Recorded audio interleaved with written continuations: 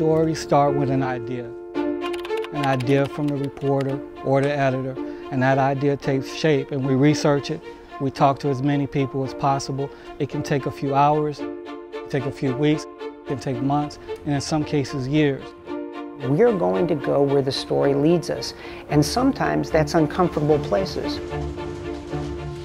I think it's so important for us as a local journalism company to engage the community so that we can continue to make this city an amazing place to live.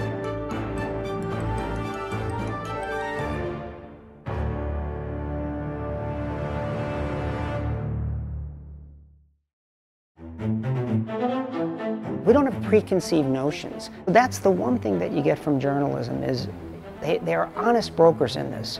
They pursue the truth where they think they can find it.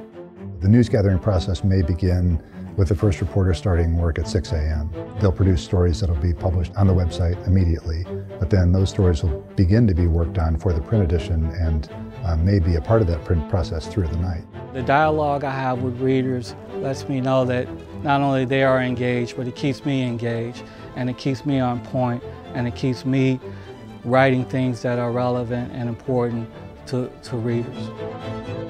Well, after I do the research on it, then I have to earn my money. Because I gotta tell you, reporting, I can't believe they pay me to report. Because it's fun just to learn about stuff, to call people up, to talk to them. I'm not just talking off the top of my head or giving you a gut feel of how I think about it. I'm trying to research it as best I can, independently, to reach the best advice on it or the best conclusion that I can find. And then here comes crunch time. I just start bearing down in a really hard way, and then boom, it's on to my editor. So when a reporter files a story, we say, they write the story and they file it. What that usually means is they tell their editor, hey, my story's ready. And that editor is typically an editor over that subject area. So we have an editor who handles columnists, an editor who handles education, sports, and so forth. That editor will read the story for content, fairness, accuracy, interest, readability, and just carefully check everything in the story to make sure that it meets our standards. Once that editor has done with it, depending on the urgency of the situation, we may publish the news digitally right then. For many longer digital stories and for virtually all print stories, there's another editor who reads it for style, grammar, and writes a headline. And then it's placed on a page by a page designer, sometimes the same person who is the editor. And as long as news keeps happening in a given situation, we keep covering it up to the print deadline, at which point we cut it off and print the paper so you can read it in the morning.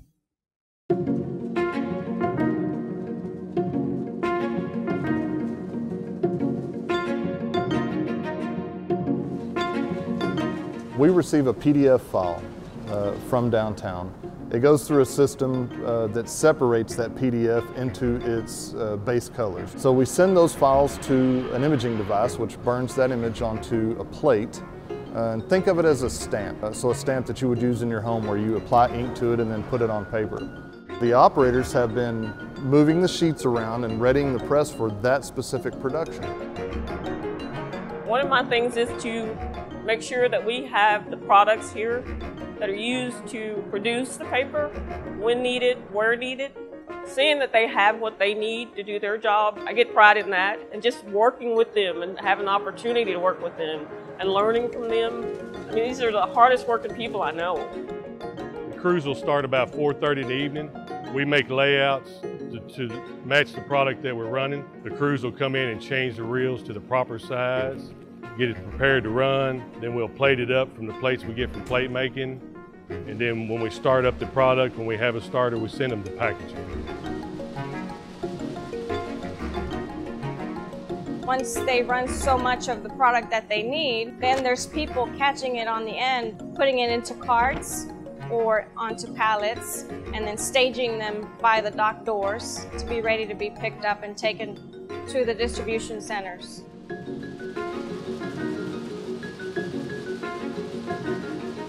I got a good group of guys in this building that aren't afraid to work. They take on any challenge. We're just ready to go at any time. Most of our paper here at the Dallas Morning News comes from the South. And in the South, they use a specific type of pine tree that's genetically engineered to grow fast and straight. and it's called a loblolly pine, which, you know, sounds kind of funny. They actually plant them like corn. So we're not going into old growth forests and cutting down a bunch of trees. Subscribers will notice that, you know, the paper gets thinner over the years. That's, again, it's for paper weight, you know, and it's for cost, because we buy all of our paper by the metric ton. So if it is X amount of dollars per metric ton, if you can make it just a little thinner, it makes it a little bit lighter, which allows us to reduce our costs and try to keep the cost down for the consumer. Even with all of that going on, we still have not missed an edition of any of the products that we print.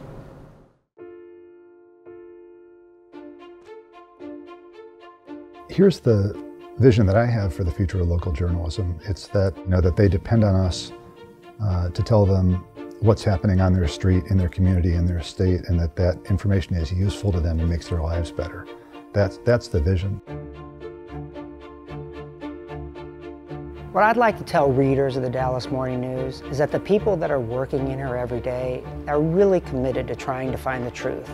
We're going to be the best news organization we can be. We're going to be timely. We're still going to bring you quality journalism that you expect to see from us. And we're not going anywhere.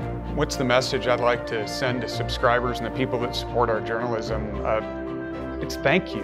Whether they're going to read us or listen to us on a smartphone, on a tablet, on a desktop, whether they want to hear us through Siri or Alexa, I want them to know that we are able to inform them on whatever device or whatever platform is convenient for them. The message I would like to send people who support the Dallas Morning News, print and digital, first of all, is thank you. If I could go to every single subscriber of the Dallas Morning News, I would say thank you. Thank you for the support. Well, the first thing I'd like to say to subscribers is thanks, because we don't have a business without our subscribers. I think we're in it together. You know, that the reason the newspaper's here is to keep the community informed, make them better citizens so they can make better decisions as voters. And I think they need that information. We want to provide it, and this partnership we have with the community is important to the life of the communities.